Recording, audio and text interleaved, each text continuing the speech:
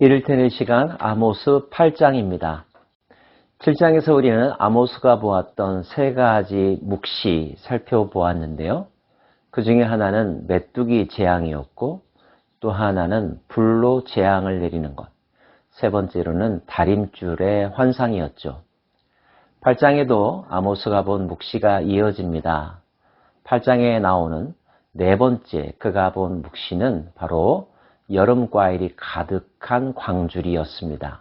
주 여호와께서 내게 이와 같이 보이셨느니라. 보라, 여름 과일 한 광주리이니라.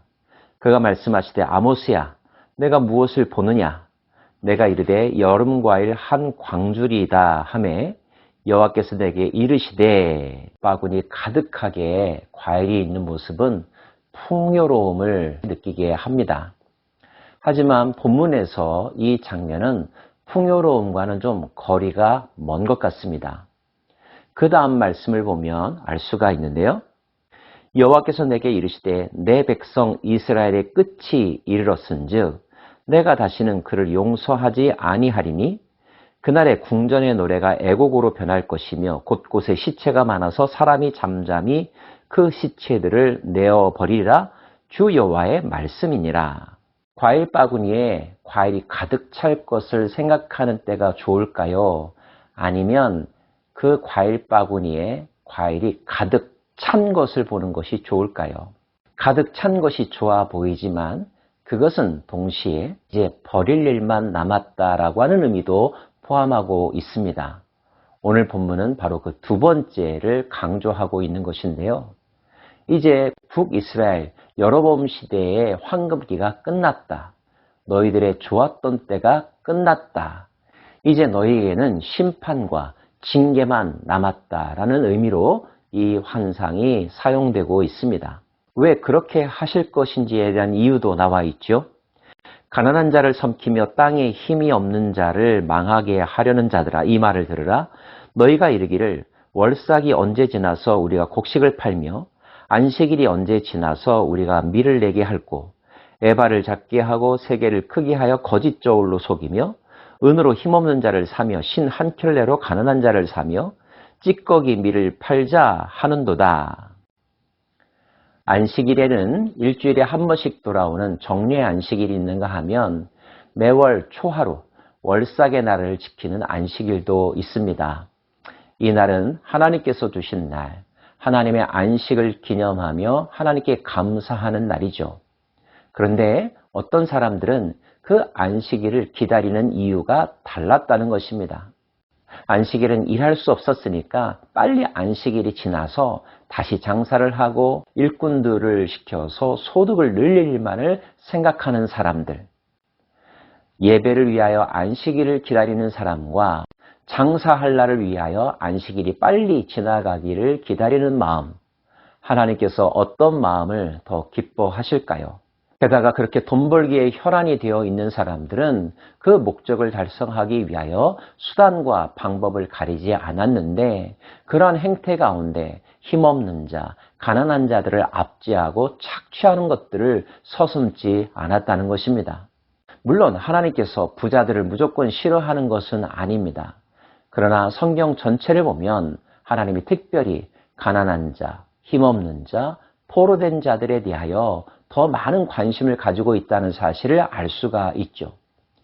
예수님의 비전 스테이트먼트라고 말할 수 있는 이사야서의 말씀, 주의 영이 내게 기름을 부으사 나로 하여금 가난한 자, 눈먼 자, 갇힌 자, 포로된 자들에게 주의 은혜의 해를 선포하라고 하셨다는 것을 상기하면서 사역을 시작하셨던 것을 여러분 잘 아시죠? 더군다나 예수님은 그의 공생의 대부분의 시간을 가난하고 힘없는 백성들과 함께 하시고 그들을 위로하시고 그들의 눈에 눈물을 닦아주시는 데 쏟으셨다는 것, 그것이 하나님의 마음에 순종하는 것이라는 것을 안다면 우리는 결코 가난한 자, 배우지 못한 자, 힘이 없는 자들을 이용의 대상으로 생각해서는 안 될 것입니다. 아버지의 마음이 있는 곳에 나의 마음이 있고 아버지 눈이 있는 곳에 나의 눈이 머물기를 원한다는 찬양의 가사처럼 하나님께서 중요하게 여기는 것, 더불어 함께 중요하게 여기고 그들 속에 하나님의 뜻이 이루어지기를 위해 헌신하는 삶, 이것이 하나님께서 기뻐하시는 삶일 것입니다. 만약에 먼저 은혜를 경험한 자들이 그 하나님의 뜻과 정반대의 삶을 산다면 하나님은 반드시 심판하신다는 것이 아모스를 통하여서 주시는 경고이죠. 여호와께서 야곱의 영광을 두고 맹세하시되 내가 그들의 모든 행위를 절대로 잊지 아니하리라 하셨나니 이로 말미암아 땅이 떨지 않겠으며 그 가운데 모든 주민이 애통하지 않겠느냐. 온 땅이 강에 넘침같이 솟아오르며 애굽 강같이 뛰놀다가 낮아지리라. 주 여호와의 말씀이니라. 그날에 내가 해를 대낮에 지게 하여 백주의 땅을 캄캄하게 하며 너희 절기를 애통으로 너희 모든 노래를 애곡으로 변하게 하며 모든 사람에게 굵은 배로 허리를 동이게 하며 모든 머리를 대머리가 되게 하며 독자의 죽음으로 말미암아 애통하듯 하게 하며 결국은 곤고한 날과 같게 하리라. 그들의 삶의 모든 환경과 그들이 당연하게 여겼던 모든 것들을 앗아가심으로 그들을 곤고하게 만드시겠다는 것입니다. 이런 물질적, 환경적 재앙과 더불어 더 엄청난 비극이 그들에게 임할 것도 말씀하고 계신데요. 주 여호와의 말씀이니라. 보라, 날이 이를지라 내가 기근을 땅에 보내리니 양식이 없어 주림이 아니며 물이 없어 가람이 아니요 여호와의 말씀을 듣지 못한 기갈이라. 사람이 이 바다에서 저 바다까지 북쪽에서 동쪽까지 비틀거리며 여호와의 말씀을 구하려고 돌아다녀도 얻지 못하리니 그날에 아름다운 처녀와 젊은 남자가 다 갈아여 쓰러지리라. 그 땅에 기근이 올 것인데 그 기근은 단지 물이 없는 기근이 아니라 여호와의 말씀을 듣고 싶어도 들을 수 없는 영적 기근의 현상이 일어날 것이라고 말씀하십니다. 어떤 사람들은 설교 안 들어서 너무 좋을 것 같아요.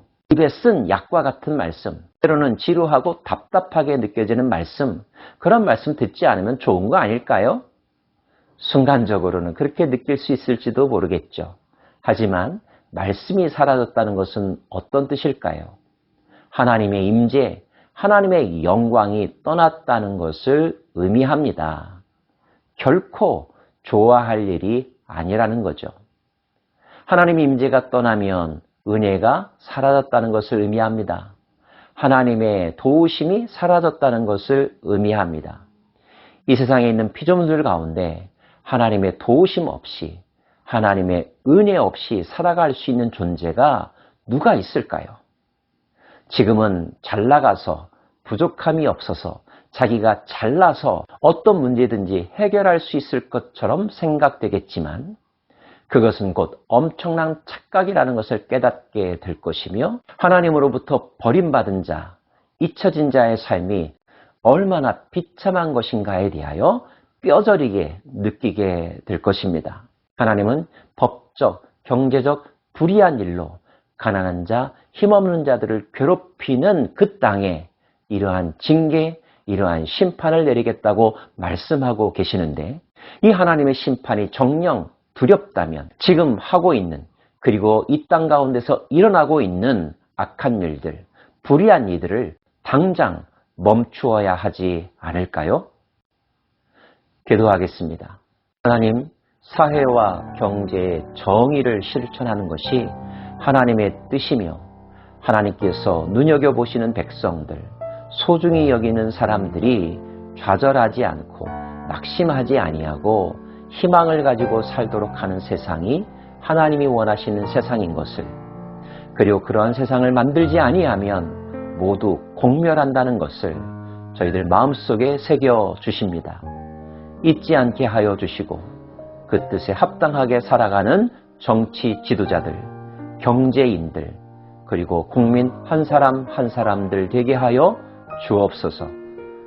예수님 이름으로 기도합니다. 아멘.